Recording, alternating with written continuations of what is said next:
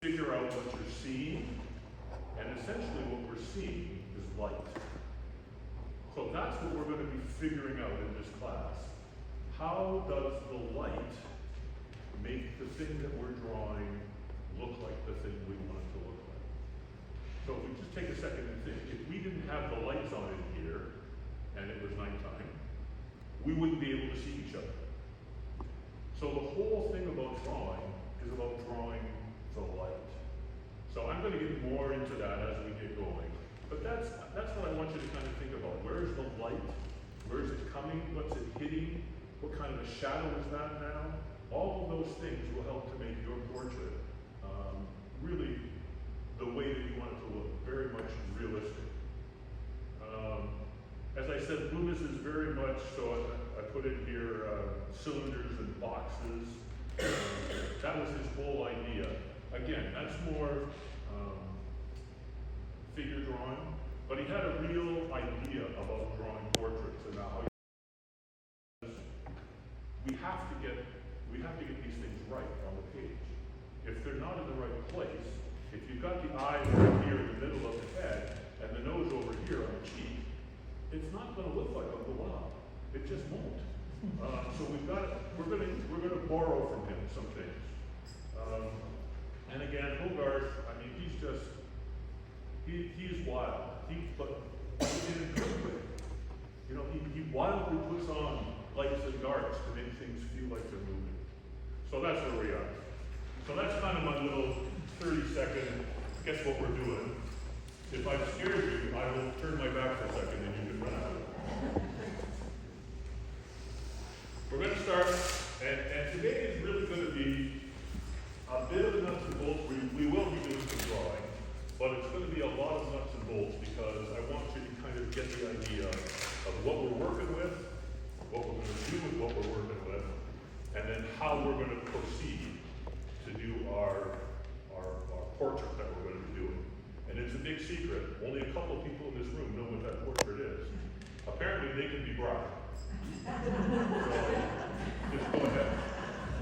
All right, in your kit, you have a whole bunch of pencils. Oh my gosh. What is there? 9, 3, 6, 9, 12, 13. 13, that's not good. This must be Taylor Swift's. We've got 13 pencils in there. We have a vinyl eraser up here at the top. I recommend you keep this vinyl eraser. And if you're in the future looking for erasers that are not a kneaded eraser, get a white vinyl eraser. It won't put marks on your page.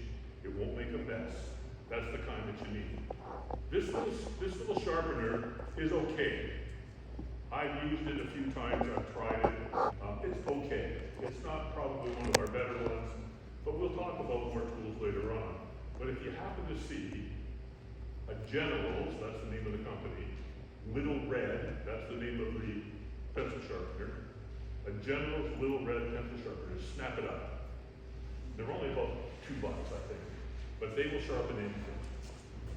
Also in here, you've got a little sketchbook. I like this little sketchbook. I like the paper that's in it. It has a bit of a tooth. So run your finger over that paper, and I'm sure you can kind of get the idea of what I say. It has a little tooth, has little bumps to it, has a little texture. That kind of gives us a little added feature to our drawings. That little extra, je ne sais quoi? No. That little extra part of the paper. This tells us that this paper is a little more expensive than, say, photocopy paper. This paper is actually designed for a drawing, so that's good. We're happy about that. This time, I didn't get the ones that have little cases, so you're just going to have to be careful and make sure you put it someplace. My suggestion is that you put it in the crease in your sketch kit and leave it in there. Don't wrap it in plastic. Don't put it in tin foil. What else can you put? Well, I mean, if you have a little plastic container, I suppose, with a lid, yeah, that would be okay. You can put it in there. get tempted to wrap it up with something, buy a bag of chips, eat the chips, and then cut a piece of the chip bag and put this in the chip bag, inside that. I don't know why. It works, and this won't stick to the chip bag. It'll stick to everything else, and it'll make a mess, and then you'll have to get another one, and then I'll be saying, what'd you do with it? I just gave it to you. So, and this is something that we're going to use a lot. And I will tell you how much that we use this. In my pocket, I carry this with me wherever I go. I call this the seat of art. And inside here is a kneaded eraser. Whoops, I haven't had it out of here for a while. There we go. Here's my kneaded eraser. I carry this with me wherever I go. If I happen to be out someplace sketching, or I've stopped and I started drawing, I want to make sure I have this because this is such a useful tool for artists. So I carry mine with me wherever I go. You don't have to do that, but if you do, you might get an A. So.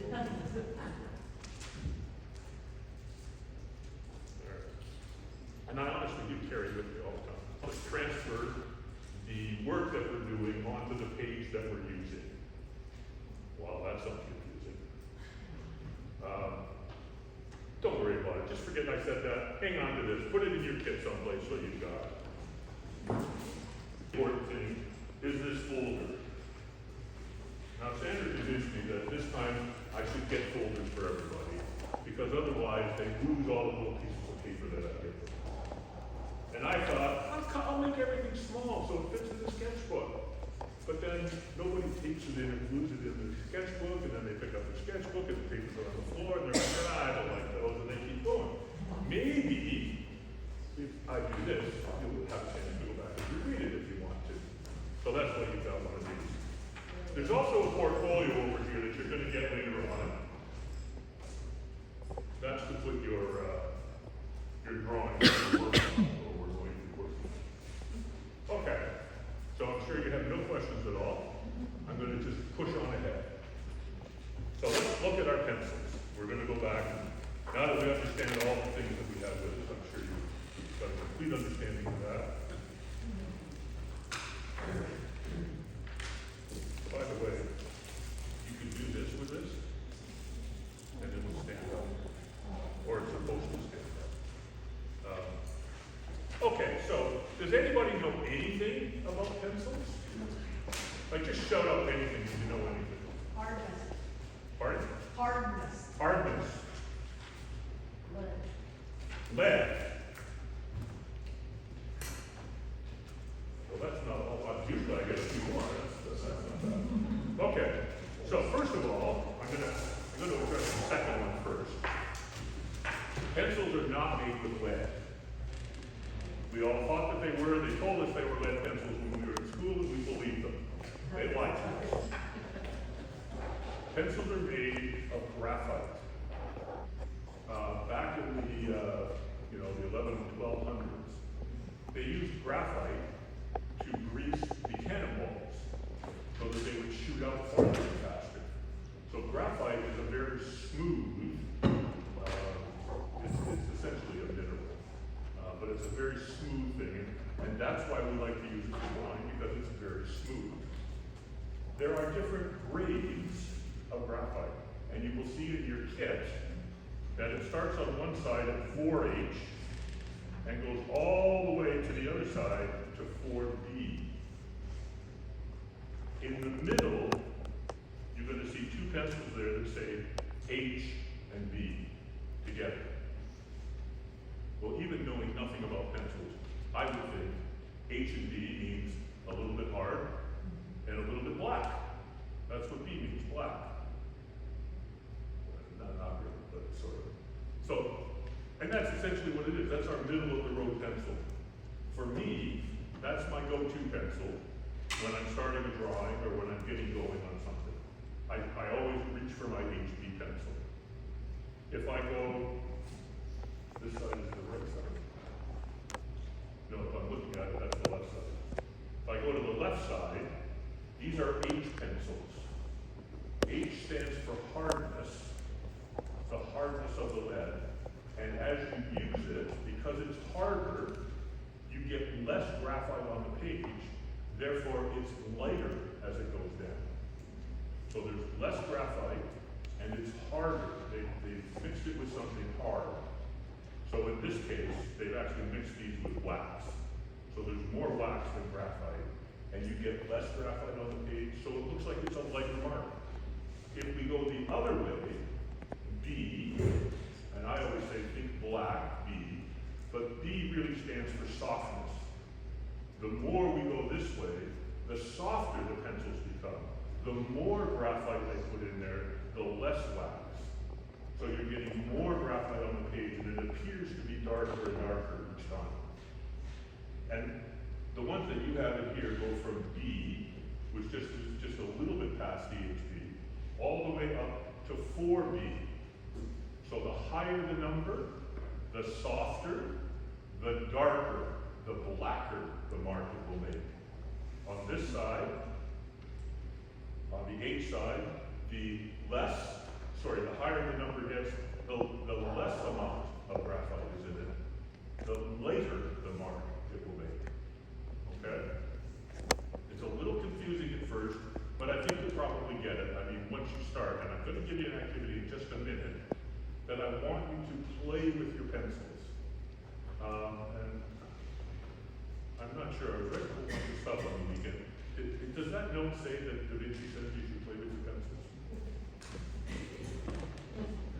I don't remember.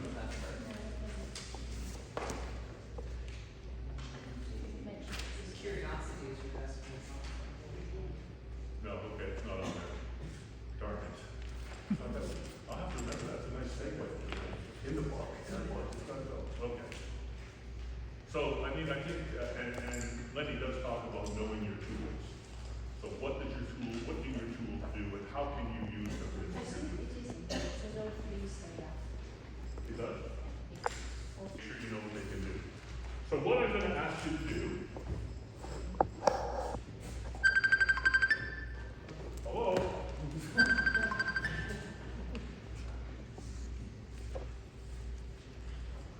I'm going to give you what I call a values chart. It looks like this. Along here are the numbers that are on the pencils. So what I want you to do is to fill the block with whatever that number is. Now along the outside edge here, up here it says lighter, where the H's are, and down here it says darker. Okay, so that's kind of to help you to remember which way it goes. And all I want you to do, and not pushing hard, just pushing gently with your pencil, fill in each block. And you know what, you don't have to fill in every single one. Maybe you fill in one of the H's, the HB, and one or two of the B's. We'll have another exercise for us to do with this, but get the feel of your pencils. Feel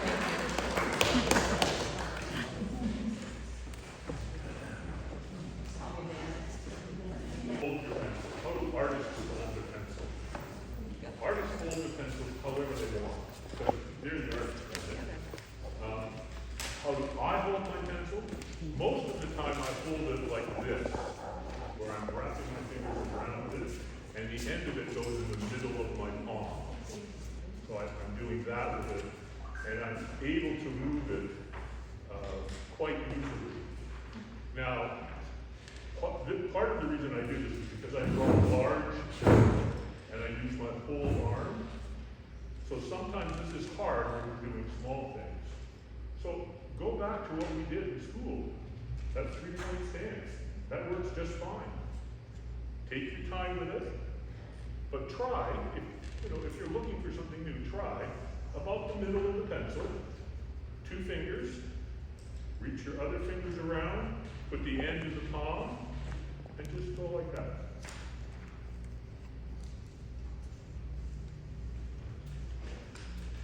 For telling your students what to do, and then they're quietly doing it. That never happens. Yes, I did. They knew if they made noise that they'd be in trouble. No, that was only your children. But hard enough to get a nice value. And by value, I mean the color that comes out. So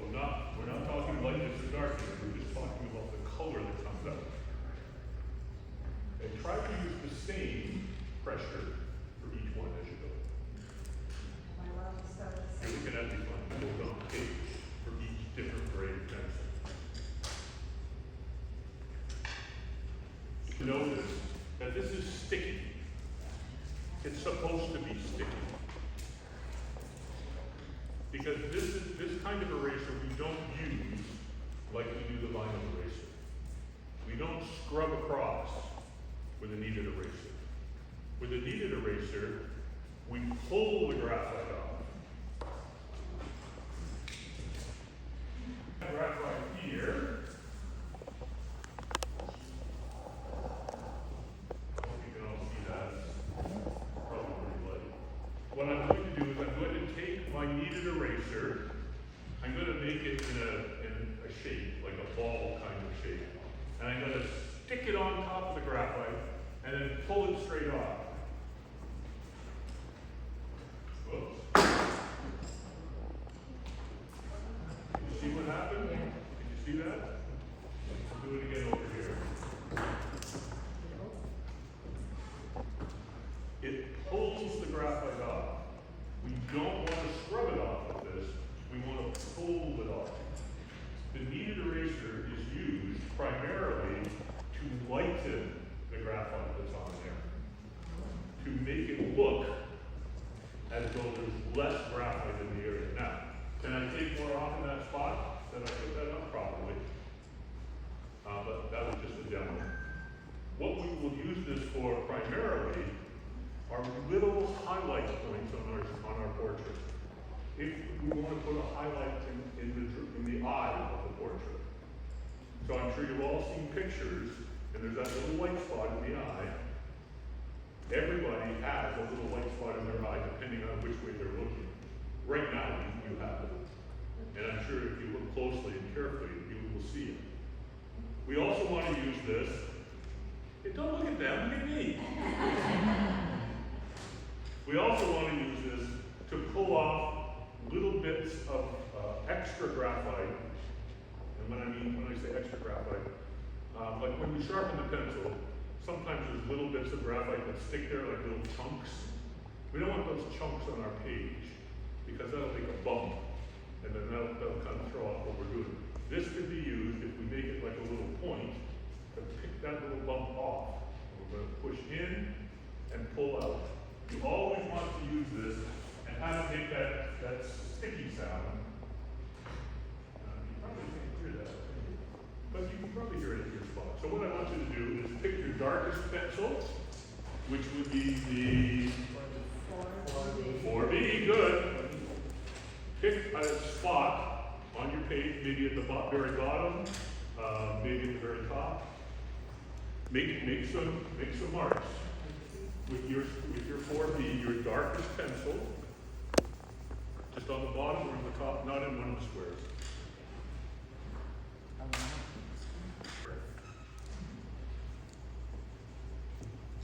Roll your kneaded eraser into a ball. And you're going to put it down on that. Can't do that. This room is too big. It works really well in the studio. Push it down on that and pull it off. And you want that sticky, pull something sticky sound out. You got point, and see if you can get just a little point out of that. And you may need to put a little more graphite down to practice out a bit. Try putting some more graphite on top of the first one that you took it off. See what that looks like.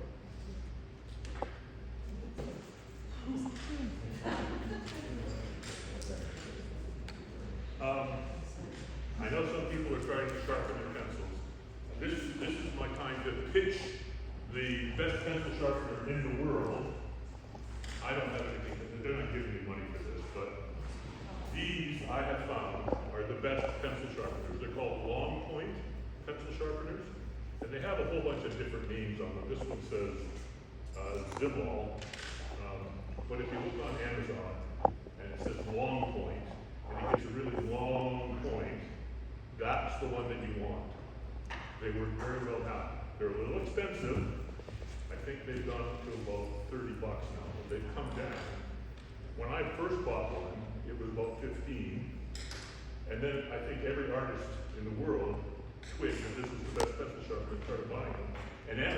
price up to about $65. And then we all said, no, we're not buying that anymore, and the price came back down again. So let me show you what this one does. So you put it in, and you can hear it cutting, and then it stops. You don't hear that sound anymore. First thing you do is you turn it backwards. Look, it's like magic. It's coming out on its own. And then you take it out. Oh, I know, I did it. If you can, I don't know if you can't see the end there. It is so pointy sharp. You could give yourself a COVID shot with that. It's so sharp. Some of these today, by the way. Some of what? Woodless. No wood. It's all graphite. All graphite, okay. Okay, so we've been here for almost 40 minutes. I know some of you have already seen that. I mean, it's one that I showed you. I can tell you about it. I like the left-handed stuff. You like what? The left-handed business. Everybody's sitting on. Oh, left-handed, yes. Yes. That is kind of amazing. That, isn't it? yeah, that was really, And you know, if you go back into the Renaissance paintings, you will, like, he only showed a few. I mean, go have a look. There's a whole bunch of left-handed people. And by the way, I do have David Hockman's book, if you want to have a look at it. And in the front here, somewhere, here it is his wall. And he shows all the paintings that he put together on that wall to come up with his theory. So I'm going to put it on the table over here if you want to have a look at it.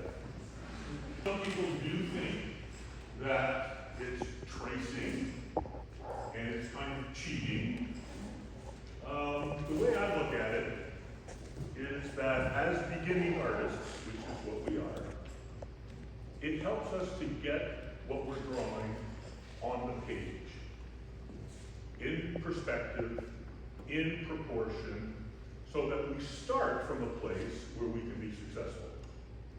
As we start to do more and more portraits, landscapes, whatever it is you choose to do, you will be able to do these things without having this tracing on the page or this extra help.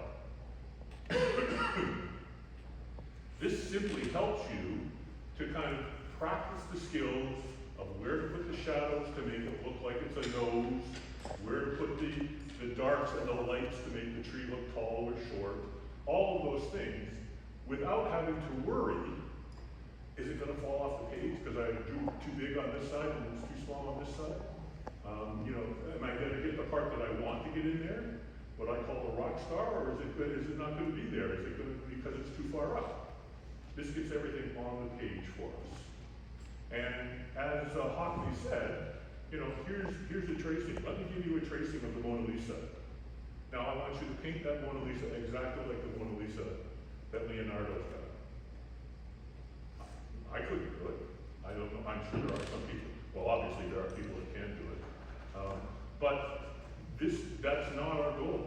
Our goal is to be the best artists that we can be and to learn as we go. So that's my take on what they're talking about.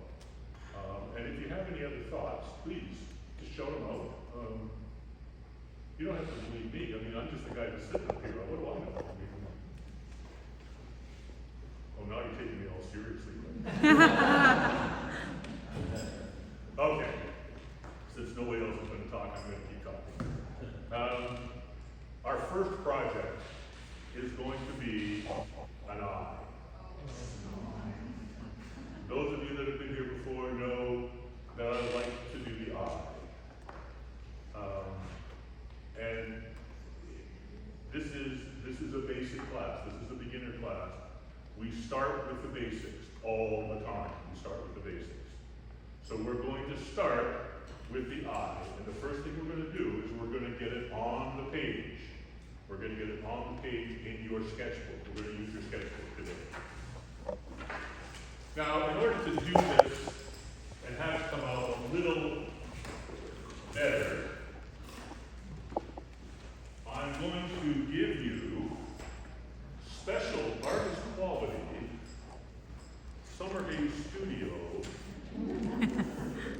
of graphite pencils. Now, just so you know, these are not just graphite, these are carbon graphite pencils. So they are a little bit darker than the pencils that you have, because they're using carbon instead of wax to hold it together. And they're also woodless. There's no wood here. And don't worry, you're not going to get your hands dirty because there's a lacquer coating on there that will protect your hand. Go ahead. Once again, ladies and gentlemen, I love it. The same as the pencils that we talked about earlier, but there's a difference because after the 6B, there's a new darker pencil called Summer Haze Black. That's my own composition. I had them change the formula a little bit so that it would be a little bit darker. Turns out now though that, I didn't have to do that because Faber-Castell, my favorite brand of pencil, came out with, you never got much further than 10B for black. But if you wanted really dark, you had to add carbon to it. Well now, Faber-Castell has come out with a 12B, a 14B, and a 16B. Can you believe it? They had nothing to do during COVID, so they're out there inventing new pencils. Anyway, that doesn't mean mine go by the wayside. What I'd like you to do when you get it, take out the SB. That's the one we're going to be using today. You can actually put these in your kit next to the ones that are in there. It should, I checked, it should fit. I'm going to keep talking while we're trying to get that over because it's obviously childproof.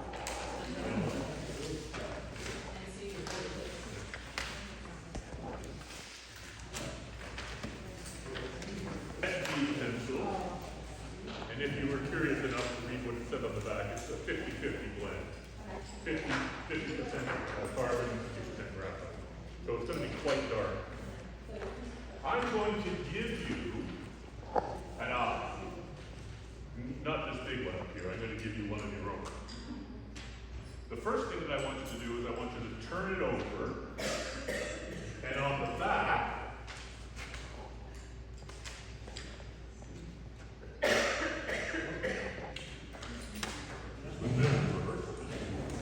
I want you to cover the whole back with graphite. And when you're doing this, I want you to hold the pencil on its side so you get the widest amount of graphite at one time. Instead of holding it by the point, hold it sideways. And I want you to get as much as you possibly can on there, as dark as you possibly can. Okay? Keep on.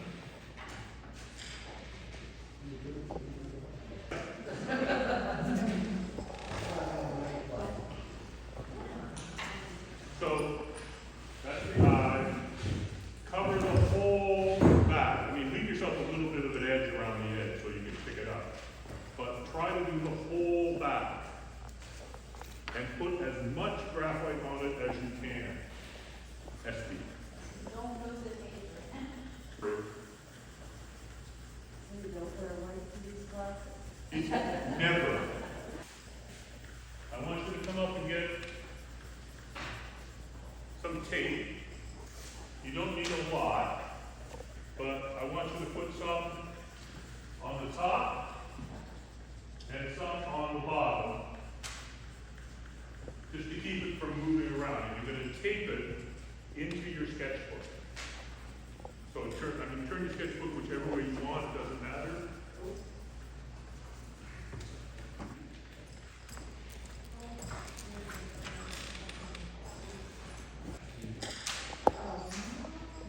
Now have a look, because one end is probably larger than the other, one side. You decide which one you want, doesn't matter really, they're not that big. We're going to outline all of the parts on this eye.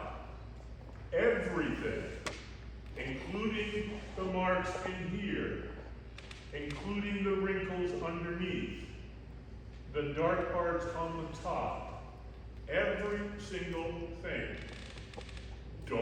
too hard, but don't be too gentle either. Okay?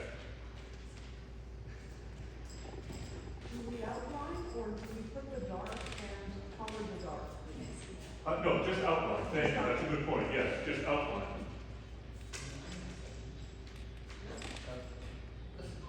We're probably about where everybody's just about done. I want you to take that off. And you're going to look at this, and it's going to look a little wonky. The next step in this is to take your kneaded eraser. Let me take mine off here. I just did mine very quickly, so I got something to show you. And by the way, we don't need that reference anymore. We're going to get rid of those. I will give you another reference. I want you to take your kneaded eraser, and I want you to do, as I showed you, stick it on and pull it off. We're going to take most of the graphite that's on there off. But don't take so much that you can't see the lines. We want to lighten it right up. Okay? And I had a question before, and I didn't mention this. The kneaded eraser is going to get dirty. When it gets dirty, you knead it back into itself. And it'll eliminate the graphite for you. And then you just kind of do a little kneading like this, roll it back in a ball, and start again. And if you like, on something like this, I roll it into like a cylinder.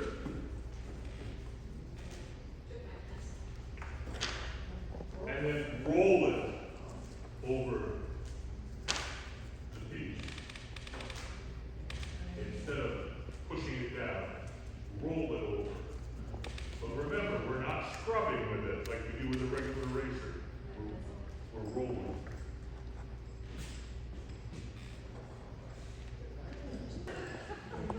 Here are the instructions.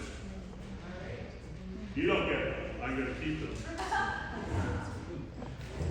I would like you to start with your HB pencil. Either one. It's up to you which one you want. If you start with the Summer Haze pencils, they will be darker to start with, but that's okay. I want you to work the whole drawing, so the whole eye, with the HB pencil.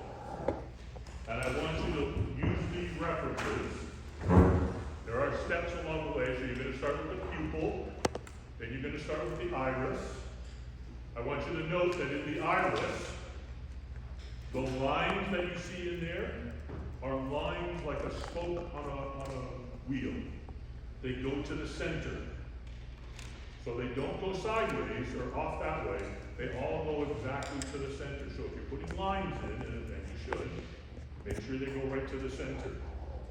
In step 3, I've noted that there is a shadow underneath your eyelid on your eye. You may not see it. You will see it in the reference that's here. The last square here is the completed reference, like the one that you just used. Whoops. So that's the whole eye that you just traced. Okay? These steps along the way are pieces of it. It's the same one. I just kind of did it as I went along. I took pictures of it. I think that's it. When you have completed the whole thing with your HB pencil, and I want you to keep in mind that you should not push hard with a pencil. If you push hard, it will get a little bit darker, but it will also get shiny. Once it gets shiny, you can't add graphite on top of that. So, one of the principles that we're going to use in this class is that we're going to start light, with a light pencil, and HB is a light pencil. Then for the darker areas, we're going to add a darker, or a B pencil on top of that. And if it needs to be darker, as maybe we use a 2B, and we put it on there gently, not pushing down hard, it needs to be darker, then we're going to add the 4B. And what is happening, I can do it here.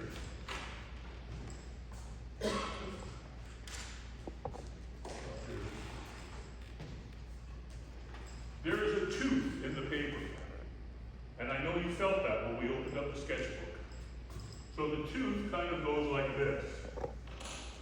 It's rough. When we put the graphite on the paper, it first begins by going over the top. That's our lightest one. Then we're going to add a darker one. The darker one is softer. It's going to go down a little bit into these hollows and fill a little bit more in there. And as we go darker and darker, it fills these up completely. And I'm sure you have noticed, if you've ever tried to draw something with a pencil, that it almost looks like there's little dots in the darkest area. That's the paper coming up. To get rid of that, you use a darker or a more, listen to me, more soft, a softer pencil to get the graphite down into there to cover up the light. So for today's project, HB, and then choose one other B pencil to use. Don't worry about a whole bunch of layering for this time. I just want you to get the feel of using the pencil. Okay?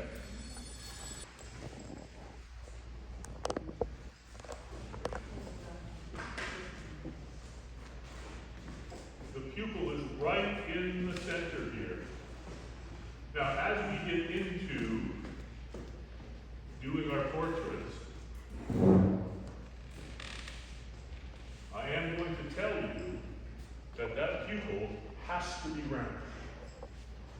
It can't be wonky round. It can't be a flat side on this side and okay on the other side kind of round. It has to be round. Now, we're not worried about that today because today we're doing our experiments with our pencils. But the pupil and the iris have to be round. And I'm going to give you a tool so that you can make sure that they are round.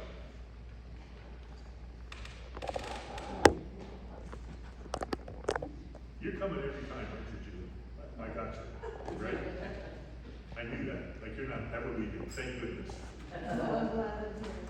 Drawing as an adult in a class, in a workshop like this, is not like drawing in school. You don't have to finish the drawing in the 50 minutes they give you for art class and then hand it in and get it marked and hope that you're going to pass art. Drawing in a class like this takes time. I want you to relax into it. Take as much time as you think you need. You may not finish today. You've got about 20 minutes. Don't feel like you have to finish. You don't. Take your time. Make sure you are looking at the reference. Back and forth between the reference and your drawing. Back and forth. And don't be fooled that this project is too easy. It's just an eye. Just an eye? If you were to say that to Leonardo da Vinci, he would say, if you get the eyes in the portrait, you can get most of the rest of it wrong. But if you get the eyes, you have the portrait. So that's why we always come back to it in the portrait atelier classes. We need to get the eye. We need to make sure that we can see what it is that we're doing. So once you have that pupil, you're going to move on to the iris. And I'm going to be a little wonky here because I'm up on the board. There's going to be a little bit of a dark line around it.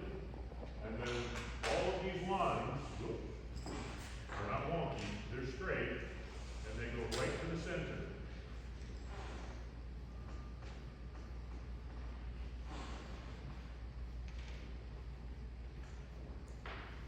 Now they may not go all the way up, they may just do a little bit at the bottom, but their directionality is still the center.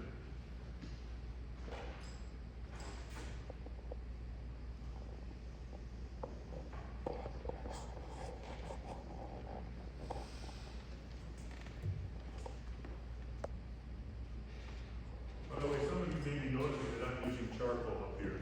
That's only because if I use pencil, you guys can't really see what I'm doing. It's not, it doesn't work well at a distance. So this way you can actually see what I'm working on. Yep. Area when you're coming with your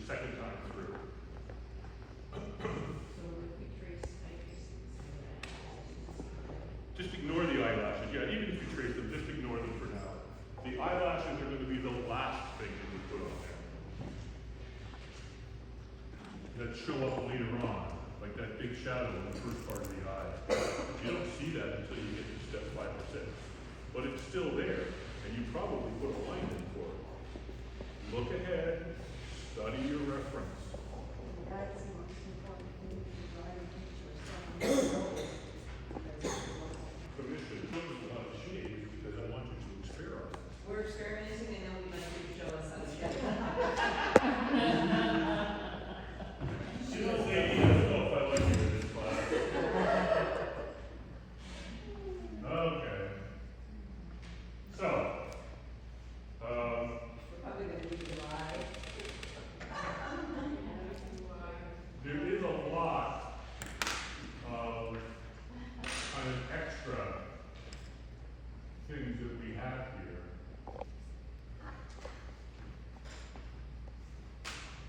So these are all things that we're going to talk about as we continue to go through. I want you to think about, as you're shading on an eyeball, what it is. It's a ball. And when you're shading, you're not shading up and down. You're shading around the ball. You're shading with a line of intention. We intend for this to be round, so we want it to look round.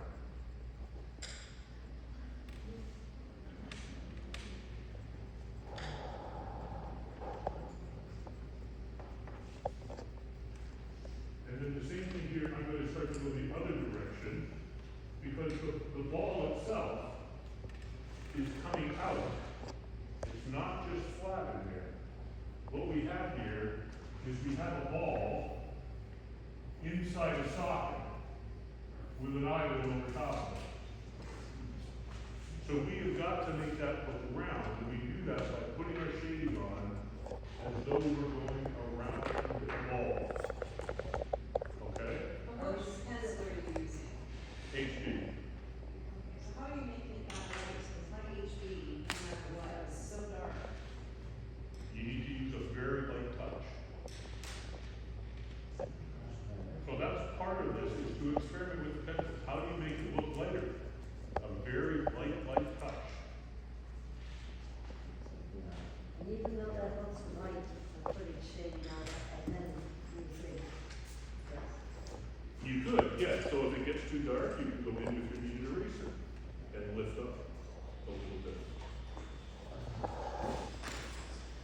I think really, putting in, see, I'm doing this fast, and this is not the way to do this. Putting in a shadow line, and then making it darker above it, is simply a question of using the pencil a little bit differently.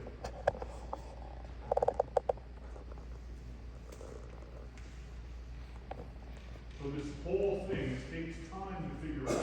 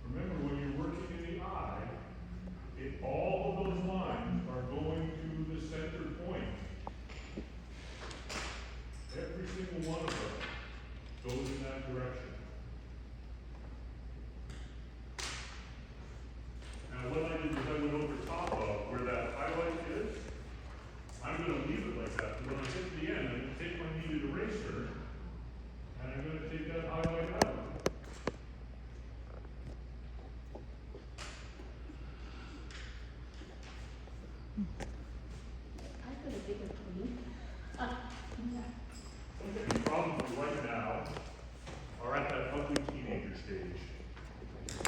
You know, you've got teenage kids somewhere, and they're like 13, 14, 15, and man, they are just like the most obnoxious kids in the world, and you hate even looking at them. That's where your drawing is right now. As they get a little older, you know, they start to take baths a little more often, they comb their hair, they look pretty good. That's what's going to happen as you continue to work through your drawing. You'll work through that ugly teenage stage, and all of a sudden the eye will start to come off the page. Trust me. I'm an artist. It's not to trust. Mine looks like an end of a bird. We have and I'm not kicking you out by any stretch of the imagination. You're welcome to stay all afternoon if you like. I won't be here. I'll be locking the doors and leaving. But you can stay. If you have any questions, and please do not think that your question is a silly question, or that nobody else is possibly thinking that. They probably are. And everybody's a little nervous. It's the first day. Is it okay to ask us a question? Is he going to snap at us? Is he going to yell at us? That's not till like class 5 or 6 I start doing that. Like right now, I'm kind of nice. Kind of. Right, Andrew? Should we get a vote?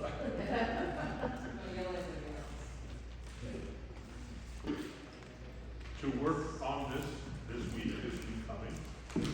Most of you, I think, saved your reference, the one that we used to transfer on the page. You may want to do another one. And I say that only because whenever I'm doing a drawing, especially a commission, I usually draw 2 or 3 times.